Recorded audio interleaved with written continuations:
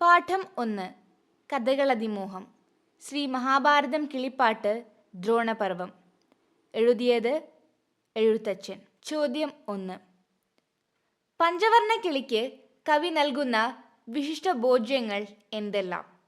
അവയുടെ സവിശേഷതയെന്ത്? കണ്ടെത്തി അവതരിപ്പിക്കുക. ഏകാന്തഭാവത്തിൽ എഴുതി മലയാള ഭാഷയുടെ പുനരുജ്ജീവനത്തിന് വഴിയൊരുക്കിയ മഹാനായ എഴുത്തച്ഛൻ്റെ ശ്രീ മഹാഭാരതം കിളിപ്പാട്ട് ദ്രോണപർവത്തിലെ ഒരു ഭാഗമാണ് കഥകളതിമോഹം എന്ന കവിത.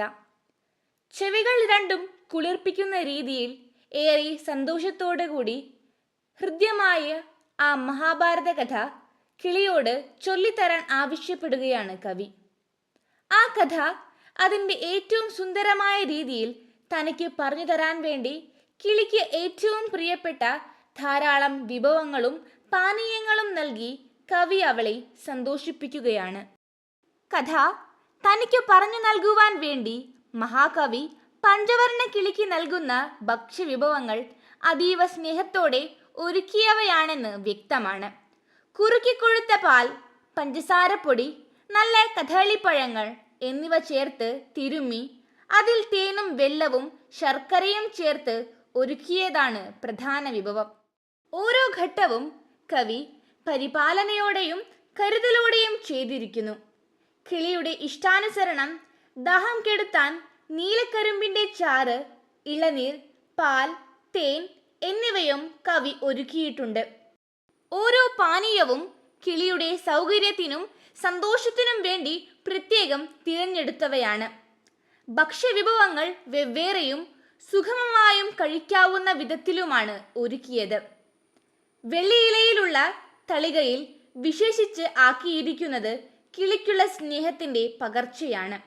ഈ വരികളിൽ നിന്ന് കവിയുടെ അഗാധമായ സ്നേഹവും പരിചരണവും കിളിയോടുള്ള ആത്മബന്ധവും പ്രകടമാണ്.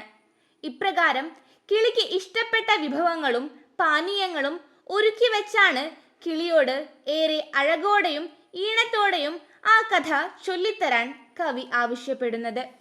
ചോദ്യം 2. കർണസുഖം ഞാൻ പറയുകില്ലാരോടും. കർണന്റെ ഈ നിലപാട് വർത്തമാനകാല സമൂഹത്തിൽ എത്രമാത്രം പ്രസക്തമാണ്? വിശകലനം ചെയ്ത് കുറിപ്പ് തയ്യാറാക്കുക. മലയാള ഭാഷയ്ക്ക് ആത്മാവും അർത്ഥവുമേകിയ ഇതിഹാസ പുരുഷനായ ശബ്ദസന്ധികളുടെ സംഗീതം കൊണ്ടും ആഖ്യാന ശൈലിയുടെ സൗന്ദര്യത്താലും വായനക്കാരുടെ മനസ്സിൽ ഇടം നേടിയ മഹാനായ എഴുത്തച്ഛൻ്റെ ശ്രീ മഹാഭാരതം കിളിപ്പാട്ട് ദ്രോണപർവത്തിലെ ഒരു ഭാഗമാണ് കഥകളതിമോഹം എന്ന കവിത.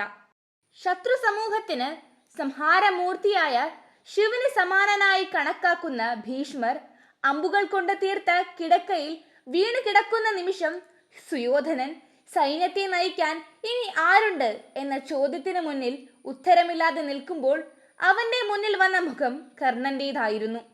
ഈ വിഷയം കർണനോട് അവതരിപ്പിക്കുമ്പോൾ കർണൻ കൊടുത്ത മറുപടിയാണ് ഈ സന്ദർഭത്തിലൂടെ കിളി ചൊല്ലുന്നത്. കർണൻ ഉദ്ഘോഷിക്കുന്ന കർണസുഖം ഞാൻ പറയുകില്ലാരോടും എന്ന നിലപാട് വർത്തമാനകാല സമൂഹത്തിൽ പ്രസക്തമാകുന്ന ഒരു ശക്തമായ ധ്വനിയാണ്. ഇന്ന് നാം ജീവിക്കുന്ന സമൂഹം പലതരത്തിലുള്ള സ്നേഹനടി മൂടലുകളും പുകഴ്ചാപര പ്രചാരങ്ങളും നിറഞ്ഞതാണ്. വ്യക്തിഗത സ്വാർത്ഥതകൾക്കും സ്ഥാനമാന ലാഭത്തിനുമാണ് പലരും സത്യം മറന്ന് മറ്റുള്ളവരെ പ്രസന്നമാക്കാൻ സത്യമല്ലാത്ത വാക്കുകളും ഉപയോഗിക്കുന്നത്.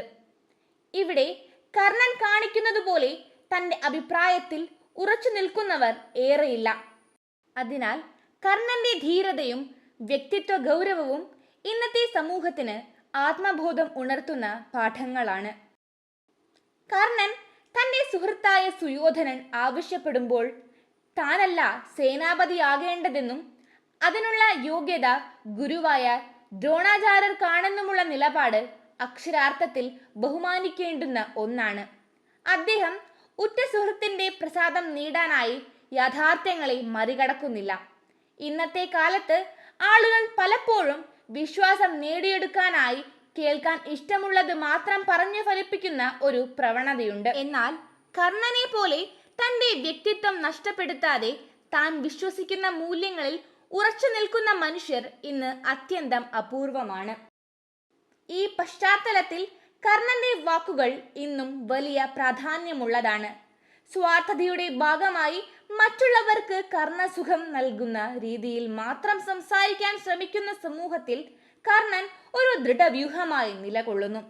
ഓരോന്നിനെയും വാഴ്ത്തിപ്പാടാനല്ല, മറിച്ച് സത്യസന്ധതയോടെ ആദർശങ്ങൾ അടിസ്ഥാനമാക്കി കാര്യങ്ങളെ സമീപിക്കണം എന്ന് അദ്ദേഹം ഓർമ്മിപ്പിക്കുന്നു. ആധുനിക സമൂഹം സത്യത്തിനും നീതിക്കും പ്രാധാന്യം നൽകാൻ തുടങ്ങിയാൽ മാത്രമേ നിലനിൽപ്പുള്ള സമത്വപരമായ ജീവിതം നയിക്കാൻ കഴിയുകയുള്ളൂ. അതിനാൽ കർണന്റെ ഈ വാക്കുകൾ ഇന്നും കാലാതീതമായി നിലനിൽക്കുന്നു.